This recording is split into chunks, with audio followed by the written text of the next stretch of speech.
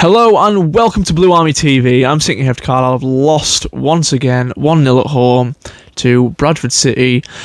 And yeah, there's a lot to talk about from today. 4 debutants, 6 players starting today that were signed in this transfer window.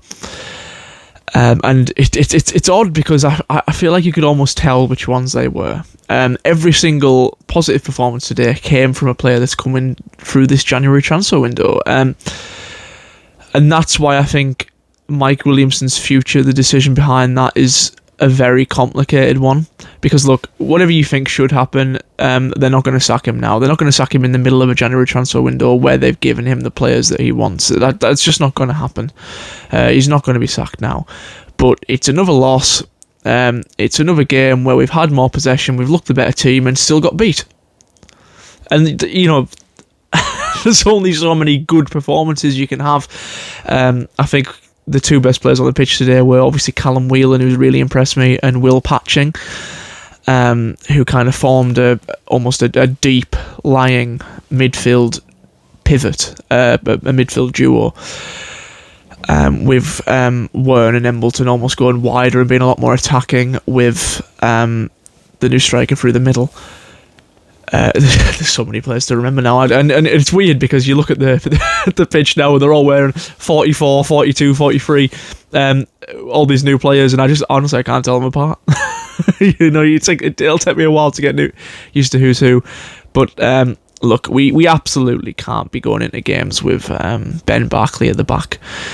I just think he's such a liability, and you could see that today. And look, to be fair, MacArthur, I think he had quite a good game up until he made a mistake leading to the goal, and then after that his confidence looked shot, and you could see the way he was walking around. I was in the Pioneer stand, and in the second half he was on the left side of that back three, so you know, kicking towards the Warwick, he was on my side, and he was level with me for a lot of the game, and it's very noticeable the way he was walking around looking at the floor after that. It looked like he was really good up until he made that mistake, and then his confidence just looked shot immediately.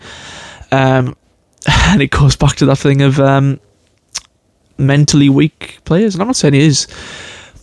You know, I feel like it's coming off a bit of an insult as mentally weak, but look, we need players who can get up and really kick back after going 1-0 down. But it just seemed like him and a few of the others all kind of just lost it when we went 1-0 down.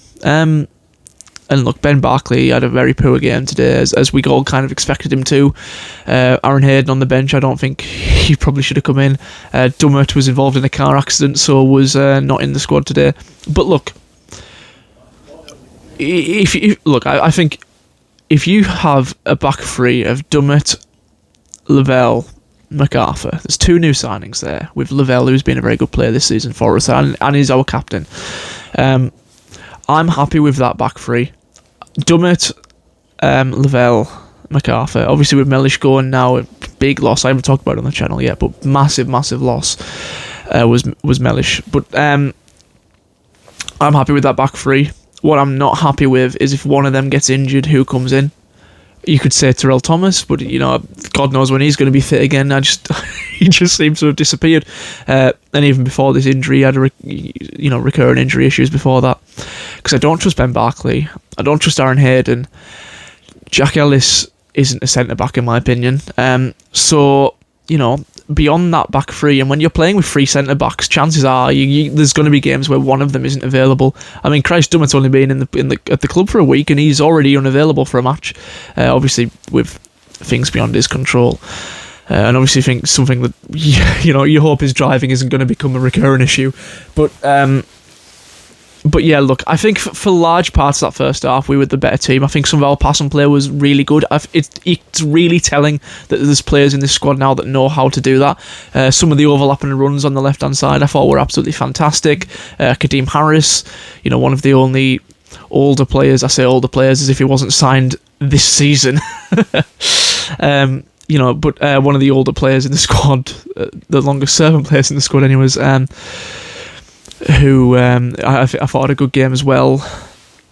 But look, Hugh Gill, the striker up top, he didn't really have many chances.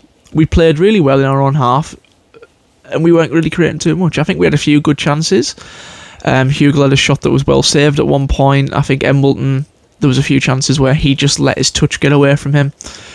But yeah, I think Wern, if that's how you say it, had a difficult game. I don't think he did anything wrong, but I think a lot of our play came through the other side of the pitch. I think Jordan Jones looked poor. And yeah, it's there's not much to say that hasn't already been said. Because we play well, we have some nice passing play, and then we get beat. It happens every single week, and every single time we go 1-0 down, our heads drop, and we don't fight back. And it really, really infuriates me, just on this point, it really infuriates me. A goal down in the last minute of added time, you're passing it back to your centre-backs and to your keeper. You need a goal. You're desperate for a goal. Show some desperation. Push forward. Stop passing it around at the back. You know, and the ref did just blow his final whistle. It was like, well, you're not in an attack. There's no attack in place that stops me from blowing the full-time whistle. You know, please, from the players, show a bit of desperation. You're 1-0 down with a minute left. Stop passing it back to the goalkeeper. Get it in the box. Get players forward. We don't have time to try the fancy passing around from the back. It hasn't worked for 90 minutes. And right now, you don't have the time to do it. Just get players forward. Get, Sam Lavelle kept forward. Get Breeze further up the pitch and lumping balls forward from the back. But, in the last minute of that game, we just sat and we played the ball and we looked like we were patiently waiting for an opening. You don't have the time to be patient. You're 1-0 down and they're just sitting deep. You can't do that. You've got to try and get a ball into the box and get players up, not play around with it in your own half for the ref to then blow his final whistle. It's as if the players don't know they're getting beat. There's no desperation from them at all in that final 5 or 6 minutes. You're getting beat. Get forward and try and get a goal. You've got 2 strikers on the pitch. God knows how many attacking midfielders or wing backs or wingers. Get forward. Stop passing it around in your own half, please. But yeah, it's frustrating, and they won't sack the manager. And to be fair, I don't think it's the best idea now. Do I think he's the man? Do I think he should have been appointed? No, but there's no point. I just don't think they're going to do it, and I don't think they can do it after putting that much money into his players that are all come in to play his style of football. And look, there were positives today. There are things to take away from today, like some of the passing, like some, I think Whelan looked incredible. He was by far the best player on the pitch. I think Will Patching had a good game as well. His first start for the Blues, his first game for the Blues, obviously had to be taken off. And look, and I think that's where we were really killed in that game, is when we made the substitutions. We took Patching off, and granted he hasn't played 90 minutes in a long time, so it was probably a good idea for him to be taken off. Fitness reasons, if nothing else. But Fusé came on. I'll give him the benefit of the doubt because I'm pretty sure that's his first professional game of football in the senior game, but he looked like a liability, didn't he? He didn't look anywhere near the level of the rest of them. Embleton, I thought, was a little bit quiet. Wern, I thought, was quiet. Hugill, I think, I did like him. He's good at getting in behind, and he's good at making the runs that I just don't think Dana do, and our other strikers do make. Sedwin Scott came on, didn't really do anything when he came on. There's so many new players to try and keep your mind on, but yeah, disappointing. And that's all it is, disappointing. But there's the possibility the other matches haven't played out at the time of recording this. We could be 10 points away from safety. Whatever. Literally whatever. I'm beyond I'm beyond expecting better. And it was more just fun to see some new players out on the pitch today more than anything. I've gone numb to it, to be honest. I've gone numb to the losing feeling. A win would be a surprise, but I don't expect it anymore.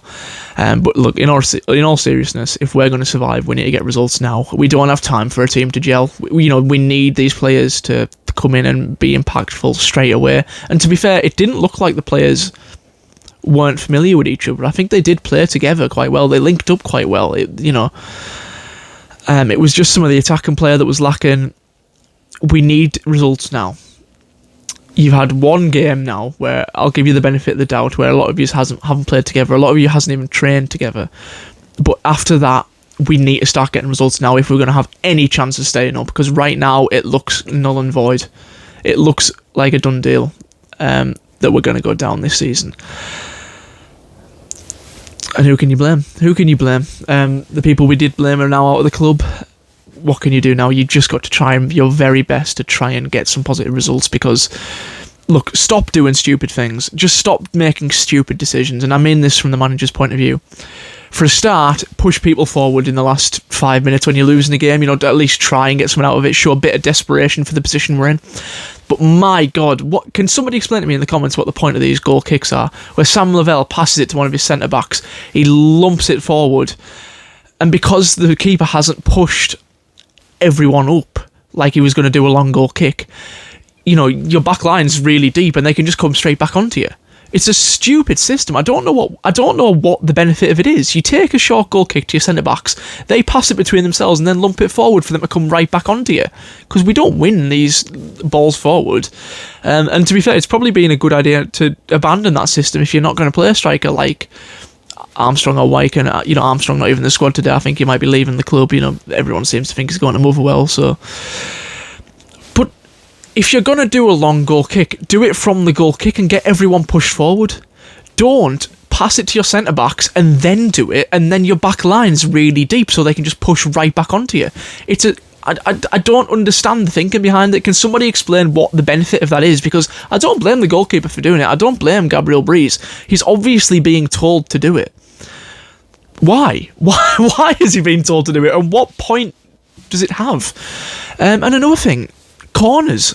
When you've conceded a corner in added time and you need a goal, leave some players forward. Why are all 11 Carlisle players in the box? We need to we need a counter-attack. We need, a goal. Why is everyone in the box? Leave one or two people up. If you're desperate for a goal, I don't want every single Carlisle player in the box. Yeah, it's just, there's things to be positive about, but there's also just really, really stupid, brain-dead decisions that I just don't understand whatsoever. The goal kicks being one, the lack of desperation, and the stupid corners at the end. It's just, there's some parts of this that are going right, and there's some things where you can see the vision, you can see what he's trying to do, but there's other things where you just think, my God, what is the thinking behind that? Learn from your mistakes is what I'll say. But look, some of the new players look good. There are positives from today. This isn't a Tranmere, this isn't a Crew. I'm not as disheartened going out of this game as I have been for a lot of them. Yes, it's a bad result. Yes, it can leave us 10 points cut adrift at the bottom of the league. But there's enough in them players today for me to think that we can get points and we can get out of this battle. Or at least get out of the relegation zone, or at least get back into a battle, because at the minute it doesn't look like we're in a battle at all. It just looks like we're getting battered. There's no fight from us whatsoever. But yeah, I think there's enough quality in them players. If you look at Embleton, you look at Whelan, you look at Patching, you look at Wern, you look at Hugel, there's enough quality in them players. And, I'll include players like Harris and, Dummer when he comes into the team as a new signing, plus one or two new transfers that are still yet to be announced. There's definitely enough there, players-wise, to get us out of this, and I just hope that that's the case.